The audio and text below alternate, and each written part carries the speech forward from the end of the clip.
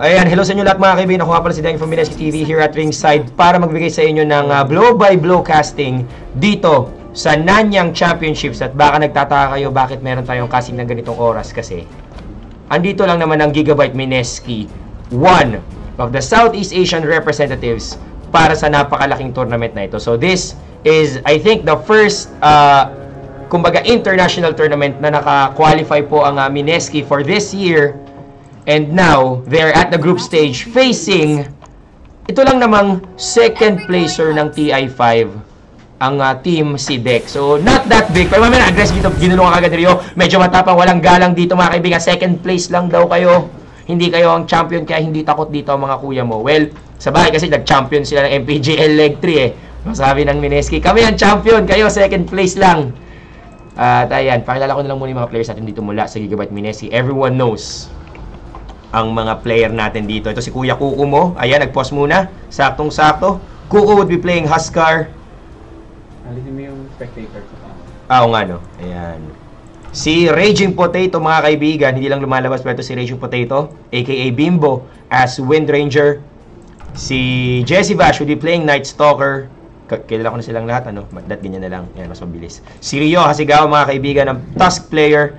And ang trademark ni Kuya Jules mo na Dazzle, dahil nagsusupport na siya ngayon. Sa kabilang side ng mamamula sa si Dek, they don't really need an introduction. Nandito si Q as Winter Wyvern, si XZ as Darkseer, si Garder as Earthshaker, Shiki himself as Viper, at ang aggressive natin, si Koya, aggressive mo as Ember Spirit. So nakita natin kayo sa mga di nakakita ng draft, nakakatuwa kasi nakuha ng Gigabyte Mineski yung combination ng Dazzle at saka ng Huskar. And let's see if that would be effective. I was expecting Huskar to go mid, pero mukhang it's time for Bimbo to actually step up and face Shiki. At joke-joke nga namin dito kung mapupugo ba ni Wind Ranger si Viper, which I think would be the other way around kasi mas malakas di hamak ang Viper pagdating sa matchup na ito. Not to mention, yung mechanical skills ni Shikin, alam naman natin na sobrang taas since hindi naman sila magsi-second place sa TI5. And that was actually a sleeper hit yung ginawa ng Sidek dahil walang nag-expect na ganun kaganda at ka-dominant yung kanilang performance. Pero ang kagandahan naman dito is Mineski, they're coming off a new patch. And, ayun, mamaya na yung kasi Jesse Vash dito going for the offensive. Raging Potato dito, naku, nilasunan. Ayaw na niya ata munang mag-Dota. Atras na muna siya dito. Dahil medyo makati talaga ang ahas natin. Look at this. He went for a 1-1-1 build instead of opting to go for Nether Toxin. Talagang takot siya. Alam niya na kailangan niyang respetuhin yung damage output dito ng Wind Ranger. So, the corrosive skin point dito would be a very valuable point taken. Uy! Ano to? Wala lang. So, Garder dito trying to go for the block. Pero ito ng gulong, Rio, no follow-up. Di siya gumagamit ng Ice Shard. So, wala munang Iceberg dito. Q dito, quick to retaliate. But remember, he's still at level 1. So, no Cold Embrace whatsoever. Mang-aasar lang siya. Pero magandang yun. Magandang Cywar factor actually. Dissuading Mineski from actually, pitting into a team fight or a possible clash. So, yan. Jesse Vash, trying to roam. I think pwede silang mag-go dito. Pero kulang ata ang level test. But I think this can still be possible. Wala pang Cold Embrace, so wala pang sustain dito ang si Dek. I think this would be a golden opportunity for Gigabyte Mineski to actually go for the offense. Wala pa nga lang gabi, so mabagal pang maglakad si Batman. Sa may baba naman kamasa si Kuko Palad. Very alright. Hindi man siya yung nangunguna pagdating sa farm. He's a third place. Pero at least, diba, he is performing quite well and the jitters are not affecting him so far. And sa bagay kasi si XA naman di na masyadong nakapag-harass dito. Pero kita mo naman kagad yung agwat. Shiki dito in the lead at 17 last hits at 3 minutes in. Not being affected by 2 heroes na nanghaharas dito. This is a Wind Ranger. So 2.6k range harassment tool na malaki ang bawas. That's a good burst. Not to mention din yung damage output ng Night Stalker. Especially kapag roam siya. Pero wala. Unaffected si Kuya Viper dito. And, pero ito, mahabol na si aggressive. So, sabi ko nga sa inyo, I think, nagpapakita lang dito, yung, kumbaga, experience difference. Since Gigabyte Mineski, medyo, aminin na natin na ngayon lang sila ulit napadpad sa international scene. So, medyo hindi pa sila sanay siguro kung paano ang tamang galawan. The best that they've had is playing versus fellow Southeast Asian, teams. So ito na yung pinakauna na lang sabak na ang kalaban lubid pa kay Shiki, pero Shiki would be able to kill Jesse Bash. Namatay si Batman dito. Pinatay ni Poison Ivy. Easy cut ka para sa kanya, pumapana pa rin si Raging Potato. Akala mo naman talaga yun. Pero maganda na rin yan kasi nakuha siya ng bote dito. So may taas naman, kamusta? Ryo, ops, medyo pangit ang matchup. Fire type to, ito ice type. So it's not very effective kung sakasakali if Tusk would commit on this one. Pero ngayon, dapat maisip ng Mineski, they can never give up yung mga ganong klaseng positioning flaws na para bang itinuturing pa rin nila na parang pub game siguro to. Wag naman sana. Kasi yung mga ganong klaseng mistakes hindi mo na dapat ma-afford, especially if you're facing a top tier team such as Sidek. And remember, this is just the group stages. And Mineski needs to have those wins, at least get I think 4 points max minimum para mga 3 points naman para makapag-qualify dito. Pero aggressive dito, mukhang siyang pinupunti na, pero may stun coming in from Garter, stopping him from their track. Pero may Void would kick in Jesse Bash with an answer. So saktong-sakto ang gabi ng lagim, kahit umaga sa Singapore at sa Pilipinas ay walang pakialam si Jesse Bash dito. Sa may baba naman, Kuko Palad is still alright, nasa second place na siya dito. Lumundag na ba? Wala pang lundag si Kuko Palad dito, pero meron na siyang helmet dahil handang-handa siya sa gera. So tama naman ang ginagawa niya dito. Jules, I think it's time for Jules to actually rotate. Wag naman puro na lang si Balanar. Although may point naman dito with Jules trying to babysit Kuko. I think with a matchup of Darkseer versus Huskar, lamang naman si Huskar dito. Una sa lahat, gagayin ko si Lord kunwari. Lamang dito si Huskar, number 1. Ayon siya lang naman yan, magic yan, di ba? Puro magic man. Number 2, range itong si Huskar, mga Bobby D, di ba? So, yun na sabihin ni Lon dyan, kung sakasakaling nandito siya ngayon, pero wala, vacation mode. So, anyway, mga kaibigan, the score is now 1-1, and this is the Mineski TV coverage for the Nanyang Championships. Official po ito, hindi po ito, baka sabihin nyo, pirated, hindi po original po. Casted by Koya Denki. Dahil si Koya Duno mo nandun sa Singapore mismo, si Lon naman nasa malayong Kabiasnan. So, syempre, alam mo na, ganun talaga ang buhay, tangkit-tangkit din pag may time. So anyway, let's just check. Ano ba ang pwedeng gawin ng Mineski to be victorious against this one? They need to shut down Ember Spirit. Napakalaking kumbaga target ng Sidek dito, si Ember. Ember would be their tool for winning the mid game and the late game. With Darkseer's follow-up, Ember Spirit can actually rock the town dito para sa Gigabyte Mineski, and they actually are lacking in terms of damage for the mid game. Kapag medyo level form na yung Flame Guard, medyo wala nang kwenta yung Burning Spear, which is actually magical damage, not to mention pati yung kanyang life break. So it's a perfect timing can give Sidek a good win. At tingin ko magpa-pipe din ng ang Sidek with their kind of lineup. Darkseer is a good pipe bearer, as well as Viper na usually nagme-mech, pero lahat ng defensive items it would work for itong flying snake na ito. Tsaka syempre, the ticking time bomb would be Earthshaker. Garter, pinakita na niya kung gaano siya kabangis mag-ES nung TI5, and we're waiting for those on-point Echo Slams para mag-lockdown ng isang hero for Mineski.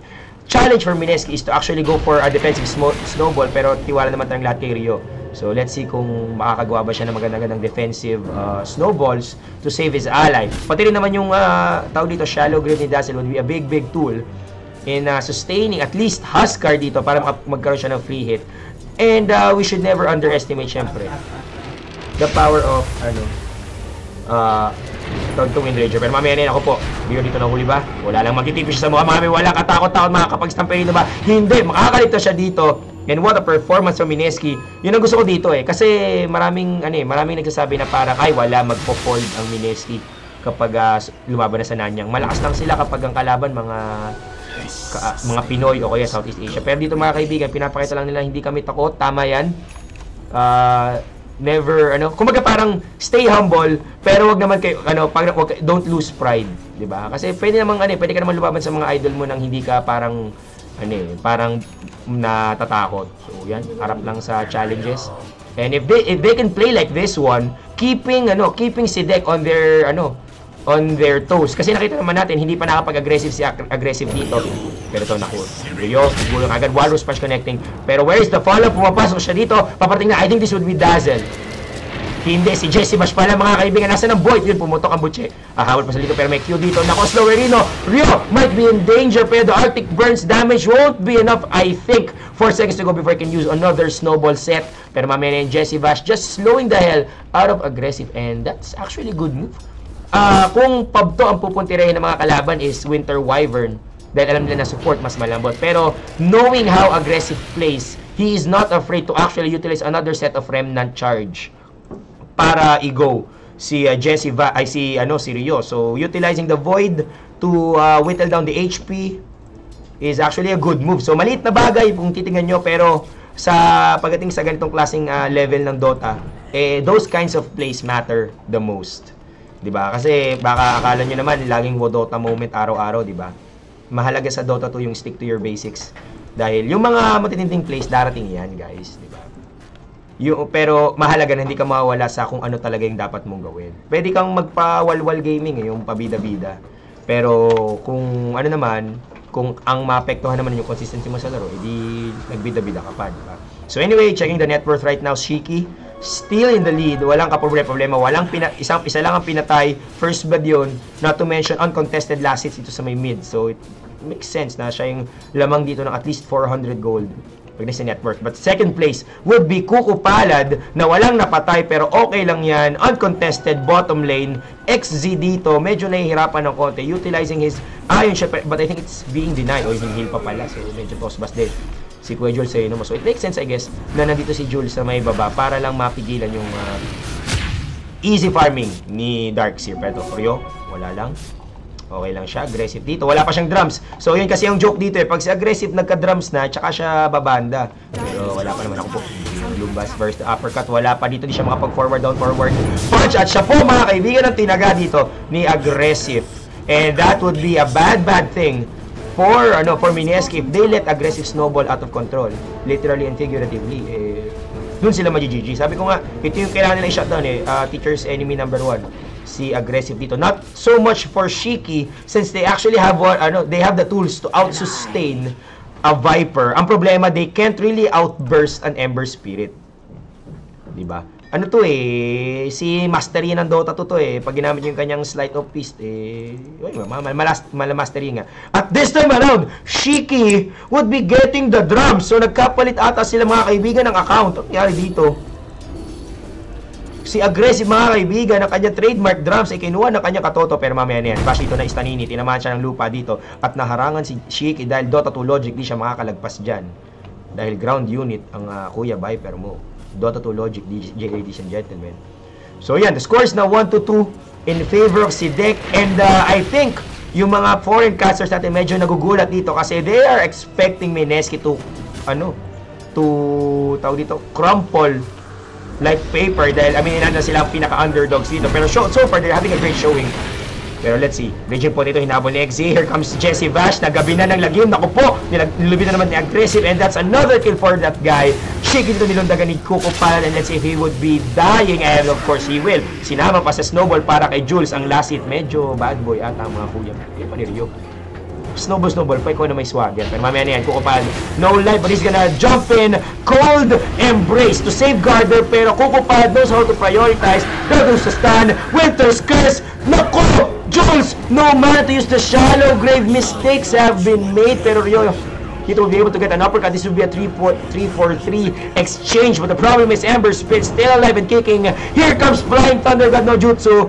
Lubid boys. Eto na. Ay, hala. Chains mo, pre. Hindi nakapag 2 chains si Tukel. Naku po. Nyari sa'yo aggressive.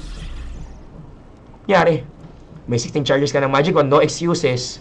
Para hindi ka makapag Sleight of Fist ceiling chains. Pero I guess, expecting someone to TP in here in the tier 1 stopped aggressive from actually being aggressive. And nagkapakit lang dito ng maturity yung Sidek. And that's actually the difference between yung Southeast Asian Dota at saka sa Chinese Dota. Very calculative ang laro ng Chinese. Nakita nyo naman, walang overextensions, walang lande.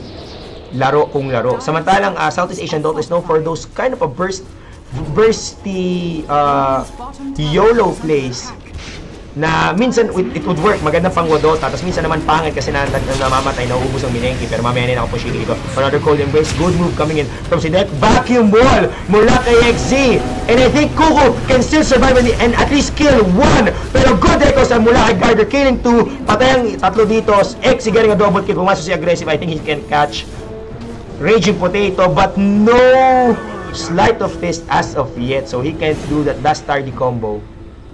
And si Deck dito actually knows how to counteract the Darkness Ultimate of Night Stalker. Tabi-tabi lang kayo para hindi masyadong masakit yung visual disadvantage na pwede nilang makuha. Pero yun lang dito, Nesky dito, masyado atang malibang, pero not respecting the fact na merong vacuum wall, not to mention a pinpoint echo slam that si Deck can utilize anytime na pumasok sila. So sabi ko nga sa iyo, Rio dito needs to get a quality snowball. Pero problema dito, aminin natin na meron tayong mechanical issue at hand. Can you anticipate an Echo Slam na almost zero cast point? Snowball has an almost instantaneous cast point din naman. Hindi ko makita. I failed at life. Oh my goodness. Ayun. Walang nakalagay. KJ. Pero alam ko may ano yan may parang cast point. Anyway, Raging Potato mga kaibigan, ginawang French fries dito ni XZ. And the score is now 5-9 in favor of Sidek. At kita natin sa net worth, Aggressive and Shiki dito are the top 2, followed by Raging Potato. Kuko Palad mga kaibigan, nasa at least 5th place, tipping si Aggressive, and he will be able to survive. Q dito, pinayelo ang sarili, and the first that very very good Ice Shards to kill the Winter Wyvern. Silence para kay XC2 for him to not be able to use the takas-takas factor mga kaibigan. Kuko Palad will getting a double kill, and only 2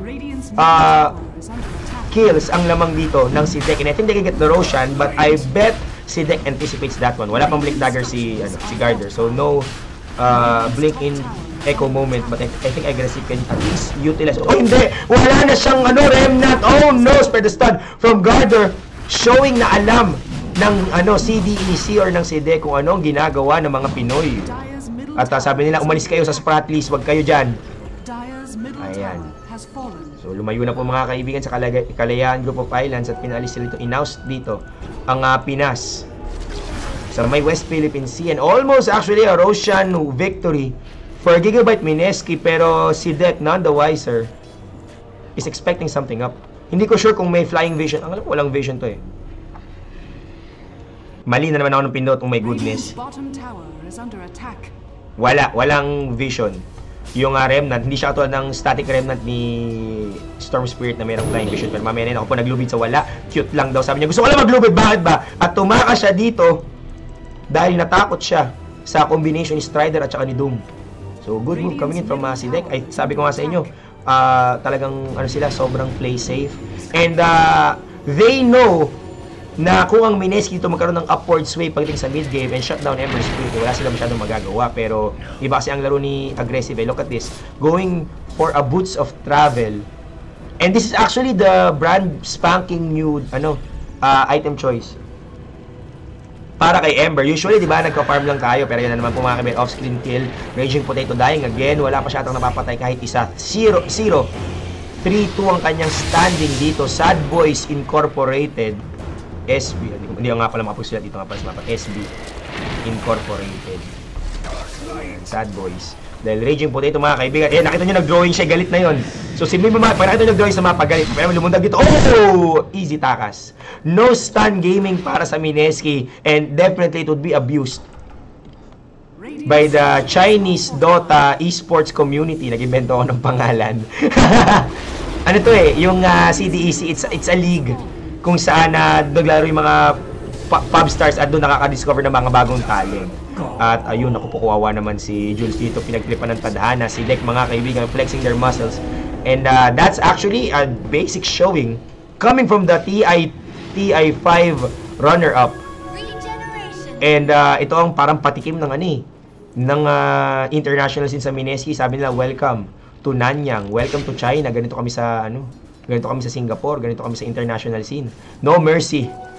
And let's see if actually Mineski can adjust. This is actually their first time. Sabi ko, paulit-ulit na ako. na makapaglaro ulit ng internationally and actually facing itong mga current top tier teams ng Dota 2. So it's definitely a pleasure for Mineski to face these Titans right now. And what more kung kaya pa nilang patumbahin to. And remember, this is best of 3. Tama ba? Oh, best of 2. Vying for points para sa group stages. And sabi ko nga sa inyo, they need at least 3 points. Kumbaga parang yun yung parang pinakamagandang pwede mangyari sa kanila para makapasok ito paano sa may lower bracket. And anyway, aggressive dito pumasok. Nakita na si Jesse Vash at wala pang gabi. Naku po, Batman, anong gagawin mo? Nagtago sa puno mga kaibigan. Tinagap niya kaya kapalaran. Hindi, sabi niya, hindi ako atras. No time to cry. Fight like a champion. Pero mukhang siya, ayan, pinagtulungan. Sinapak ng kwala, sinapak ng kung anumang hayop yan. At patay ang kuya mo dito. Jesse Vash. 133 in stats. And right now, Mineski is just giving money sa CDEC. Tingnan mo naman, aggressive and cheeky. Sobrang laki na kanyang ekonomiya. Kukupad, wala pa siya ditong pwedeng asahan. He went for an armlet, good helm, and a possible BKB. Ang ganda ng boses ko. Husky na husky. Yan, parang ako nagbibinata. So, yan. So, baka nagtataka, Kuya Dengi, bakit malat ka? Ano ba ginagawa mo sa buhay mo? Ayun, kakagaling lang namin sa Esports and Gaming Summit. Kung wala kayo doon, bakit? Yun yung unang tanong. Ayan, pero wala na sisihan, tapos na. Ganun talaga ang buhay. So, shoutout nga pala kay Kuya Jogurt. Kay Chairman. Kay Chairman. Shoutout kay Chairman. Na high blood ng buong day 1. Hindi pwedeng kausapin. Error 404. Yogurt not found. Pero mamaya na yan, si Dek dito mga kaibigan, nagpapakitang gilas habang ang Mineski nagpapakitang galis dahil medyo nahirapan silang sumabay. Well, to be fair, hindi naman sa minamaliit ng mga taong Mineski, pero this is actually a good showing from Mineski. Not letting up from what the TI5 runner-up is doing right now. Pero mamaya na ako, Shiki dito. Nasa peligro ba? Kukupag, instant damage at tinayo siya. Winter's Curse, pero magandang Shinogato, he would be able to kill Shiki. Naku po, sinusunog dahan-dahan. Would he be able to survive? Mech would be popped from XZ. And he was almost able to kill Shiki, pero out-sustained by the mechanism and the cold embrace. Sayang. Sabi ko nga sa inyo, Sad Boys Incorporated ang pangalan dito ng Mineski. At di naman sila nag-intro boys. So, very, very sad para sa kanila. Pero, again, di pa naman tapos ang laban dito. Isang maganda, hindi, kaso problema si Ember tumataba na. Meron ba siyang Battle Fury? Wala pa, pero nakahanda na ang kanyang sing-sing. Nakuhuli pa si Jules, nagpakapote na lang siya, pero syempre galit na galit ang kuya. Tumigil! Oh no, hindi! Wala, doon nasagasaan ng apoy. Mami, pero Africa would be there. Would he be able to escape? Yes, he will, utilizing the sleight of fist para hindi siya matarget dito, para hindi siya maklik. Yan ang sinasabi ko sa inyo, mechanical yan yung mga mechanical nuances na kailangan mo matutunan sa Dota 2. If you aren't able to be clicked by your enemy team, then you are actually invincible in a sense, unless AoE, di ba?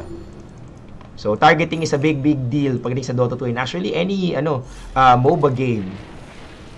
And si Dek showing those small nuances pero effective, unquestionably effective. Pero mamaya na hinabog si Ryo. Binakyum mga kaibigan. Ako po, huli ka balbon. Nilason dito si Ryo Hasegawa. Mech would be pop pero still gonna die. At naisip ko lang, pag yung vacuum cleaner nilinis mo, ikaw na ang vacuum cleaner. Diba? Okay, mind blown.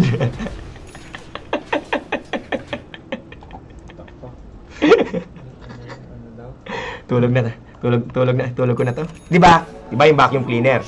Pag nilinis mo yung vacuum cleaner, ikaw na yung vacuum cleaner kasi cleanin mo yung vacuum. Pero mamaya na yan, aggressive dito na huli mga kaibigan.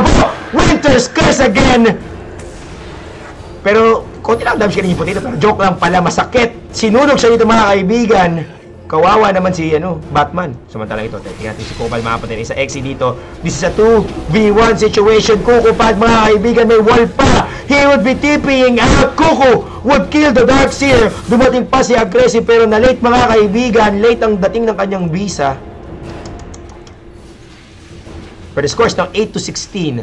Still in favor of si Dek. Patingin nga nung net worth. Naku, wala akong masasabi guys. 7.5k in favor of si Dek.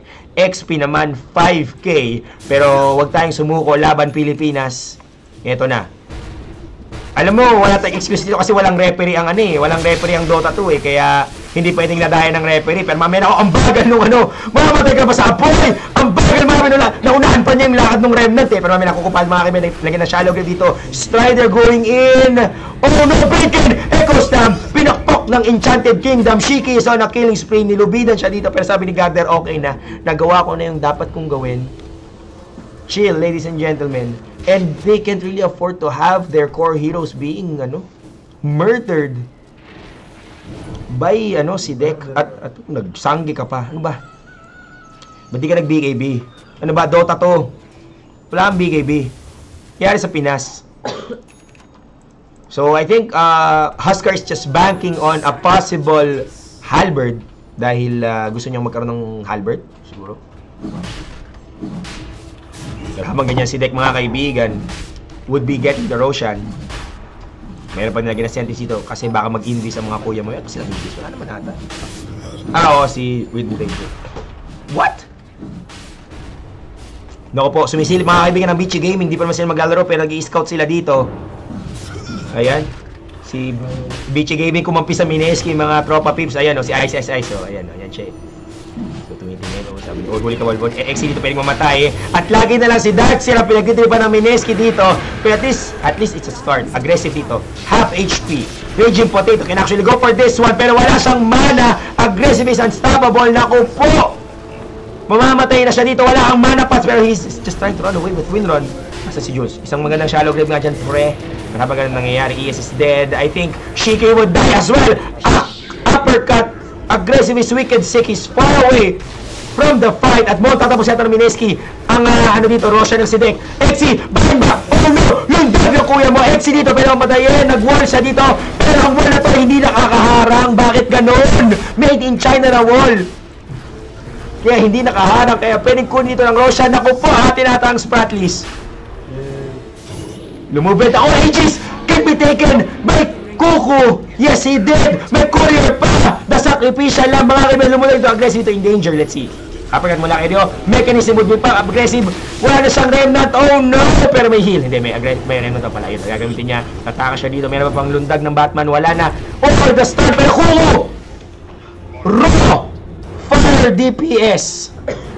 And all of a sudden, Mineski is back on the map. Drawing natin yung map.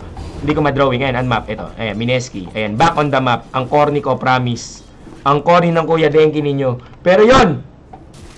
So, kahit ano pang nilalaro mo, kahit NBA, kahit League of Legends, kahit Smite, kahit Hon, pag hindi ka masaya sa nangyayari dito sa Mineski, ewan ko na lang sa'yo. Excuse me po. So, ayan na mga kaibigan. The scores now 13-19. Kokopad actually skyrocketing sa ating net worth at 12K 600. Patingin nga ng gold graph. Oh! 5K discrepancy has been eliminated by Mineski and now we're at 2.5K. Parang sweldo ko lang yan per hour. Grabe. So, alam na natin, ako makakaabot ng Mineski sa aking sweldo na 13K per day. Kabahan na kayo. Mamaya na yan. Aghanim Scepter would be finished by Raging Potato aka Bimbo. Jesse Bash naman, meron din siya sarili niyang Aghanims dahil gusto niya ng Unobstructed Night Vision, not to mention Hand of Midas. Okay, yan. Ryosigawa, Blink, and Mechanism. So, malaki yung factor dito ni Tusk eh. Actually, hindi pa yung Snowball Says medyo mediocre, pero yung lockdown ng Walrus Punch very effective in destroying Ember Spirit. And they would be able to take every tier 1 tower ng si Dek at papalapit tayo na papalapit sa Great Wall of China. Ayan na. So, tingnan natin dito. Wala pa. Ayan na, buo natin yung mech. Ay, buo na tayo yung Aghanim Scepter ni Bimbo. Julius naman, wala tayong asahan kundi medalyon dahil siya daw ang First Honor medal. Sino pang hindi ko nakikita? Si Kuko, Halberd is finished and he actually has at least the gold to get BKB if he wants to.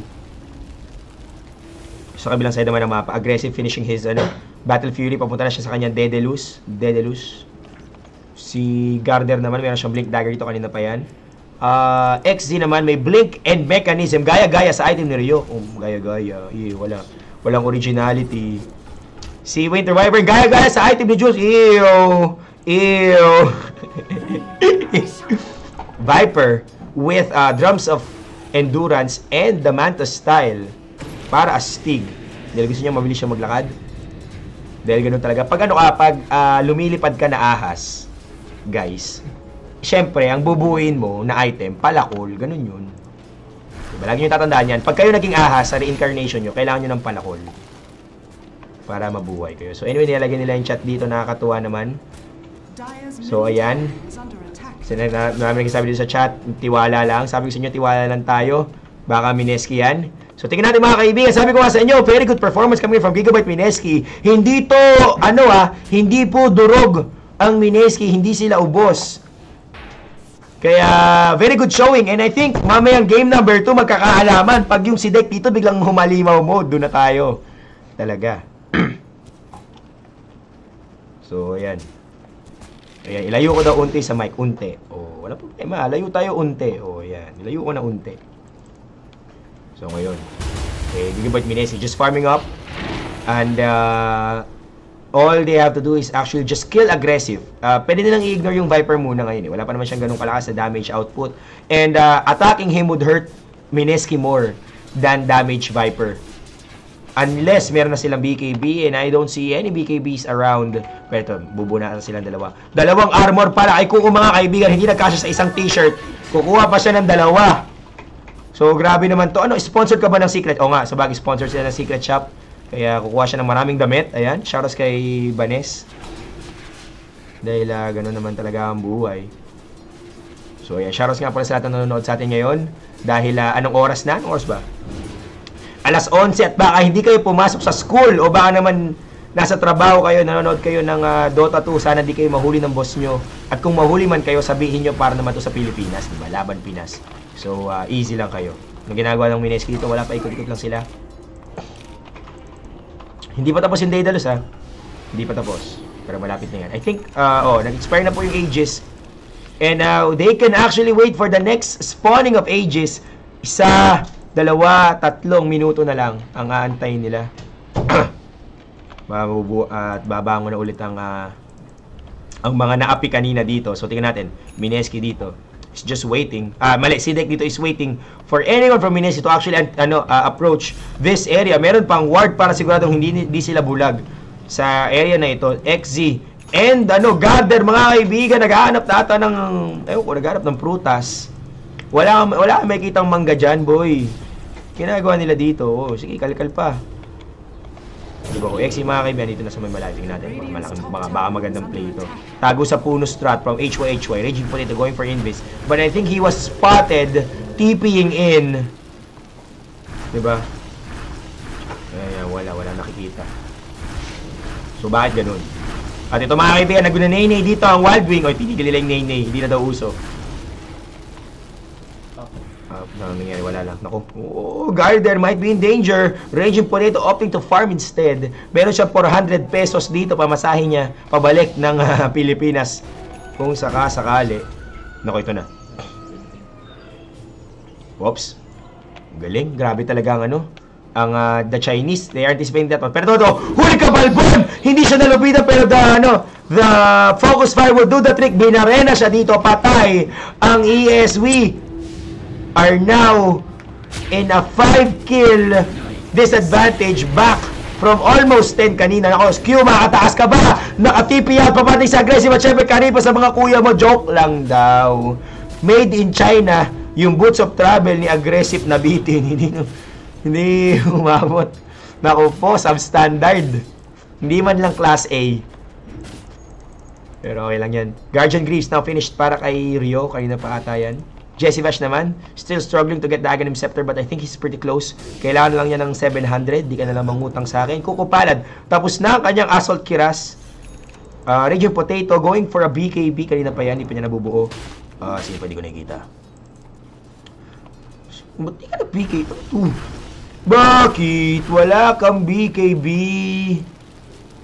Hindi ko alam.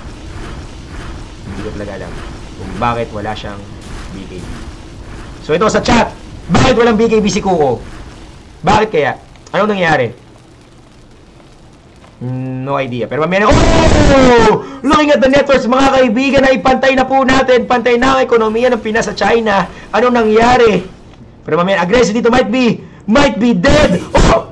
Lumit! Naku, wala kang pantakas. Mga joke lang, meron pala. Umahamon pa rin yung mga pana, mga kaibigan. Ako po, panoorin natin. Tinaninin! Tinaninin! Tinaninin! Oray, nasaktan pa rin siya. From Pinas, with love. Grabe yung tinawid doon, yung buong West Philippines inaabutan. Sakit, nasaktan si aggressive. grabe po ang gawa sa Marikina, sabi nila. Machakit. Pero mamaya na yan. At ang tanong pa rin natin, bakit walang BKB si Huskar? Kasi daw, may third skill na kasi. Tapos wala daw kasi siyang pambili. O di wow. Pero yung mga kaibigan will be able to kill Tusk, Shiki would answer back, killing Kuya Tusk mo, Ryo Hasegawa, mga kaibigan, galing Korea pa yan.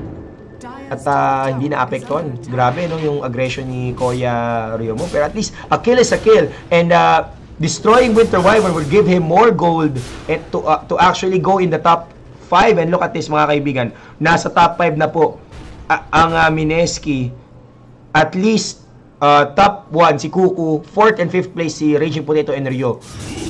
Already defeating si XZ by more than 400 gold. And that's a big showing para sa Gigabyte Mineski. And si Dek, anong nangyayari sa inyo? Naku po.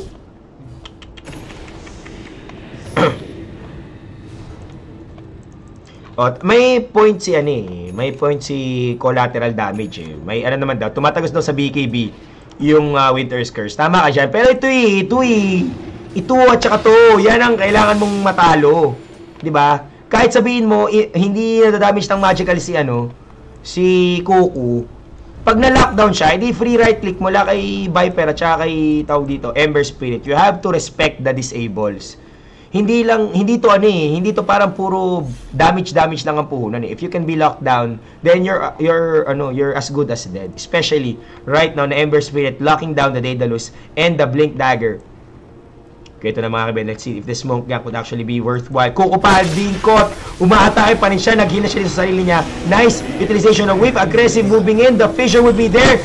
Pero magandang shallow grave dito, and let's see if he can still survive this one. Sumama siya sa snowball. Papunta siya sa Kuala dito, mga kaibigan. Napakalayo na heal dito. Uppercut. Oh, God, they're almost dead. Pero may maganda ditong Winter's Curse. Hindi pa tapos ang laban. Sabi ni Kuku, I won't go down without a fight. Second set ng shallow grave. And Kuku is unkillable. Jesse Bash would be able to kill Winter Wyvern. Is he dead? Yes, he's dead. Aggressive dito, taking damage. Jesse Bash, nagtatago sa puno, mga kaibigan. Oy, atake. Echo Stab would lock him down. Gem would be drop. Uppercut mula kay Rio. Naman si aggressive dito. Pero uy, magandang posisyon. Mula kay Jules. Catching Raging Potato, but he's gonna die. Naku po, patay din dito. 3-4-3 exchange. Rio is trying to hide away. Meron siyang mana. Meron siyang everything. Break in. Uppercut. Where is it? Ayaw pa niya gamitin. Naku po, nag-uppercut. Nagmintes ang kuya mo. Ito na, tumama na yung Walrus Punch na totoo. Nag-reach sa sarili. Kuku Panis now alive. I'm back, homies! Ito na po! 4-4-4 kill! XC, paano siya maluto? Hindi siya mamamatay. And now he can solo Roshan. Let's see if he can do it right now. Naku po!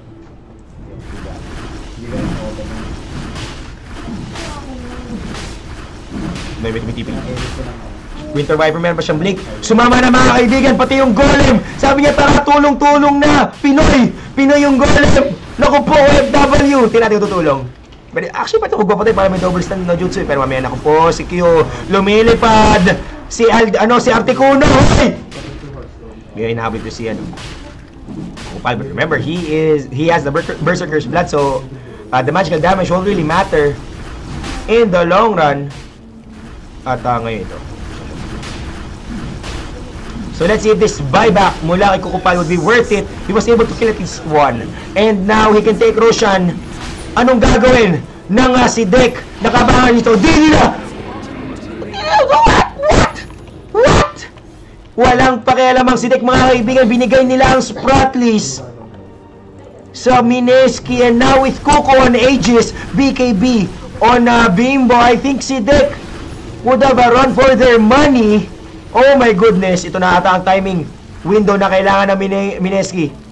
90-25 ang score. Ito na. Wala. Hoy!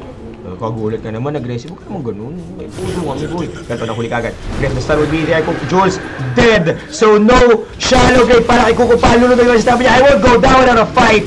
Coco Pa just facing forward. Pero parating nakabong officials na barkada. Gumamit na dito ng Greaves. Si XZ. Pero tuloy-tuloy pa ng laban. Coco Pa still alive. May lubi dito. Di ba siya tapos? Vacuum. Echo Slam. There we go. Yung wall na made in China daw sa effective. Pero Made Potato is here. BKB Pop. Red clicks galore. Free hit siya dito. Naku po, tumalon na ang kuya. Masabi niya buhay pa ako. Mapatay na dati si Garda. Tinawalan na pa na. 3 for 1. Kiki is dead. Isa na lang natitira mga kaibigan. Ako po umakawal si Jesse Bash. Ano ba siya? Meron siyang dito. Unobstructed vision so we can see where is XC going void. At nilagyan na siya dito ng pasalubong. XC, let's see if he's gonna die. May heal dito. Shiki would buy back. Tuloy-tuloy pa rin ang habol. Saan ka pupunta? Void! Hindi umabot. And all of a sudden, si Dek, mga kaibigan, nasa mali. And Mineski is actually doing it. Oh my goodness! Tears is down. The Rasas are up next. Pati Vici, kumampi na sa Mineski. Itong sinasabi ko sa inyo. Balimbingan na. Kukupal, pero lumundag. Pwede niyang gamitin yan. You can go for the armlet right now. Ito na, lunod gabi si Shiki. Hindi pinagagamit mga kaibigan. Q is here. Pero Relaxes won't be defended. Vacuum. Wala din naman ako po. Q would die. Patay si Articuno. Susunod na si Shiki. Nakalundag dito. Uppercut.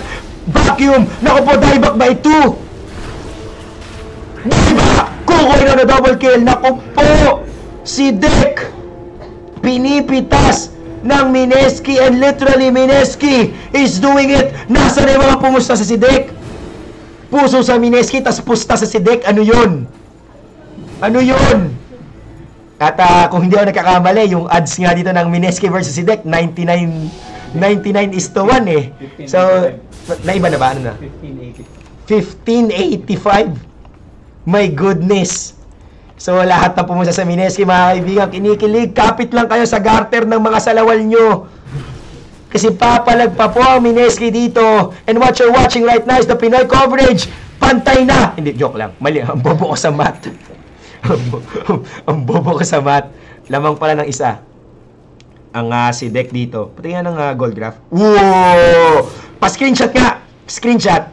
Beautiful. Net worth, Mineski is leading versus si Dek, and I believe the crowd is going wild right now. XP, more than 10,000. Oh my goodness. Mineski is doing it. And what a day to be alive and be Pinoy. Pero baka naman hanggang ganito lang yan. Baka naman intro voice lang yan. Diba? Napanood ko na to eh. Napanood ko na to. Napanood ko na to, guys. So, shoutout sa inyong lahat na nanonood ngayon. Hindi ko na kayo maisa-isa kasi ang bilis gumandar nung chat.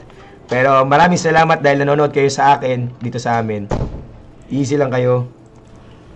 Pero again, hindi naman hindi pa tapos ang laban para sa sa si Dek. You can actually catch up. Hindi naman ganun ka yun. Hindi naman ganun lang yun. Remember, they have Ember Spirit and this is aggressive we're talking about. Hindi naman babagsak dito basta-basta ang TI5 runner-ups. Huli dito si Jules. Kung ginagawa mo dyan, pre, ginagawa ni Jules dun. Nag-shopping ang kuya mo. Ang init. Mainit na tubig. Wala. Nako, kukupaan. Medyo nahuli ata dito. Pero lumundag siya, sabi niya, palagan na to. XZ, utilizing the Ghost Scepter, nagpaaba ng buhay, na kung saan siya pupunta, jukes to go, may lundag pa siya 5 seconds to go before nag-use it again. Nice stun, pero merong satanic dito, si Kuku, nako Shiki, being jumped, nice, pero wala, huli siya, patay si Shiki na naman, kamusta, made in China, na wall, wala lang, aggressive, nag-try na mag-dash, pero siya mga Raging Potato, nasa may likuran, mga kaibigan, huli dito ata, si aggressive, let's see, Raging, aray! Nasaktan ang kuya mo! May Desolator pala! Si Raging Potato, ito siya umahabol mga kaibigan. 3 patay. Isa lang ang casualty para sa Minesky, si Jules, na pwede mag-TP kung gusto niya. Yan, sumusunod na siya. Samantalang si Dek, no choice but to actually just control the bottom lane para matakot ang Minesky. Pero ang Minesky, walang takot yan, boy! Pinoy yan eh! Hindi na. Ayan na. Sorry. Papasok na siya dito mga kaibigan. Tingnan natin. Hoy, wala mo ng spoiler. Easy lang kayo. Dito tayo sa BTS Beyond the Schedule. Ayan na, Minesky mga kaibigan. Tingin tier 2 at ito papasok na ata sila mga kaibigan. Welcome to China. Bukas mga kaibigan, may bandera pa yan. May flag pa oh. Si Dek welcomes Minesky. Ayan o. Saan sila? Nasa nilikuran pa. Raging Potato mga kaibigan. Ako pwede niya pati. Oh, aray! Lubid. Wala. Sakit. Aray ko. Aray ko, be. Tinamaan ka ba naman ng chinelas galing Marikina at ngayon Tukupal will be destroying this tier 3 top. The Roxas are up next. Gulong itlo pa rin. Si Warus Match will be connecting. At tingnan natin kung ano gagawin nila. Roxas are now down. We're just waiting for the GG call.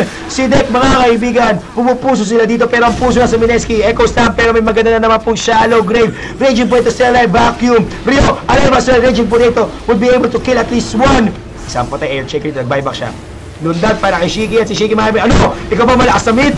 Malakas ka ba ha? Uwi! So dahil Jesse Bashwa may BKB na. Si Kuya Jesse Bashwa aggressive. So na killing spree with a double kill. Aggressive dito. Still fighting back. Patay dito. Hindi. May satanit nga pa. Nakalimutan ko. Naku Hexy. Buyback ka pa. Buyback ka pa. Aggressive. Sabi mo. Ano? Buyback. 3, 2, 1. Yung daga kuya mo. Ano? Buyback. Buyback. Buyback ba? Buyback. Buyback. Buyback ba sir? Buyback. Ha? Ano? At GG will be called. Oh my goodness! Oh my goodness! Minesky is doing it! Oh my goodness! So ito lang, hindi ko ito ina-expect. Oh my goodness, Pinoy, mag-ingay! Gigabyte Minesky defeating the TI5 runner-ups in the first ever match of Nanyang Championships 2015. Kung hindi pa to ang